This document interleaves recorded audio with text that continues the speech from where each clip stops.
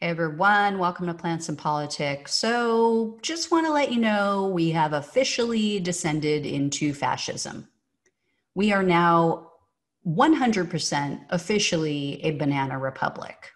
So, not only today did Trump's Supreme Court nominee, Amy Coney Barrett, refuse in her confirmation hearing, she refused to state whether or not she believes that Trump has the legal right to pardon himself. Are you freaking kidding me?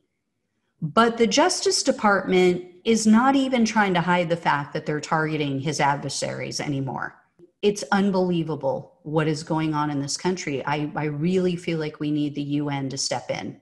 Today, it was announced that the DOJ, Department of Justice, is suing Melania Trump's former friend and advisor, Stephanie Winston Wolkoff. They claim that Wolkoff violated a non-disclosure agreement when she published her tell-all book about the Trump family. So Wolkoff, as you may or may not know, recently published a book called Melania and Me, and she also released some secret recordings of conversations that she had with Melania Trump.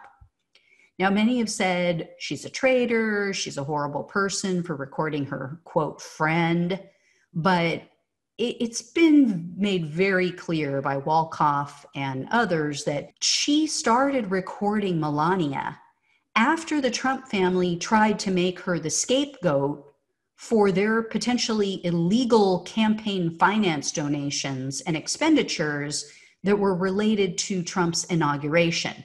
The Trump family threw her under the bus, and a criminal investigation was launched by federal prosecutors into the source of this unprecedented amount of donations, which totaled $107 million.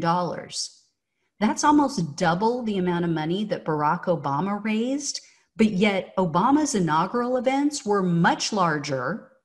And he featured and paid for some of the most popular, well-known musical performers on earth to come and entertain his attendees. I mean, some of the people that performed at the numerous events that he held were like Stevie Wonder, Bruce Springsteen, Mary J. Blige, Usher, Aretha Franklin, U2, Beyonce. Meanwhile, multiple people have confirmed that Trump had a hard time attracting even like D-list artists to perform at his inauguration, yet he somehow spent more money. Recently, I was listening to Wolkoff talking to Michael Cohen. She was on his podcast, Mea Culpa, and they talked about how difficult it was to hire talent for Trump's events.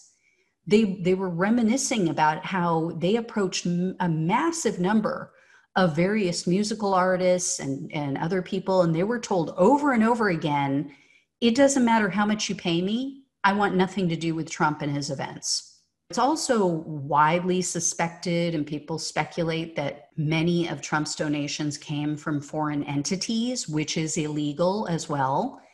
But of equal importance, investigators, what they're trying to determine is where the money went and to whom it was paid, and if those payments were legitimate inaugural expenses. Because the inaugural committee is a nonprofit. So incoming and outgoing money must be accounted for pretty strictly. In January of this year, DC Attorney General Karl Racine filed a civil lawsuit against Trump's inaugural committee, as well as the Trump organization. And the lawsuit alleges that they inflated the cost of their DC hotel facilities, as a way to grift money and line their own pockets. They charged $175,000 per day for the facility's use. Not only did they increase the rates to well above what's typical, but they also charged for days when the hotel space wasn't even in use. And then in that complaint, they cited one private reception event that stated that it was, quote, benefiting only the children of the president. And they know this because Rick Gates, the deputy inaugural chairman, wrote in an email to Ivanka Trump stating, quote, DJT, Donald J. Trump, is not expected to attend, but was more for you, Don, and Eric. So all in all, it was like $1 million that went directly into the Trump family pockets. So this is why he doesn't take a salary. It's all a show. As I keep saying, it's all a shell game. Yeah, he's not taking a salary for being president because he's making millions and millions of more dollars from all these other areas and all these other sources. And it makes him look like he's this great guy with great intentions, when in reality, he and his family are just grifting off of you. So this complaint specifically names Donald Trump and Ivanka Trump as those with prior knowledge that the rates have been inflated, and it states that they failed to take action to reduce the rates to market price. They also talked in this one article about how when it comes to a presidential inauguration, hotels are typically so grateful to be featured and to have all these famous and wealthy people, and for all the other money they're going to spend, they usually donate the space. They don't even charge for it. So Donald and Ivanka both denied that they were warned about this in advance, but the DC AG, the DC Attorney General, has documents that directly contradict their denials. A December 2016 email between Rick Gates and Ivanka Trump shows that he raised concerns and that Ivanka responded to him 2 days later.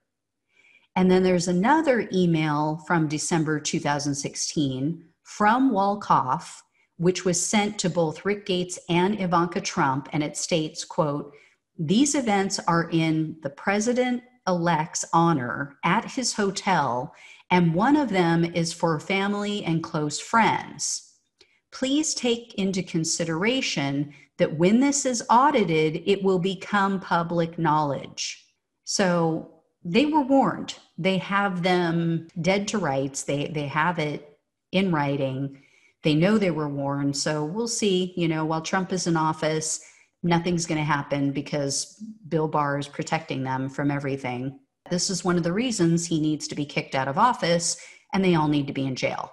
But as for the Justice Department's lawsuit, Wolkoff doesn't seem shaken. She told CNN that she, quote, "will not be deterred by these bullying tactics."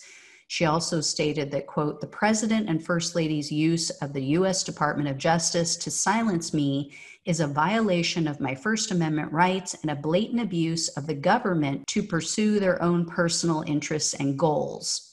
I fulfilled all of the terms of the gratuitous service agreement, and the confidentiality provisions ended when the White House terminated the agreement." So she doesn't owe them a damn thing. She was friends with Melania for a long time. She said they were very close. She loved her. She had a lot of respect for her. But yeah, Melania is no better than Donald. They're two peas in a pod. As always, guys, like, share, subscribe, and I will talk to you soon. Thanks for listening. Take care. Thanks for listening to Plants and Politics. The only way we can take our country and power back is to spread the truth and build an army. So remember to like, follow, subscribe, and share on Facebook, YouTube, and wherever you listen to your podcasts. Thanks again.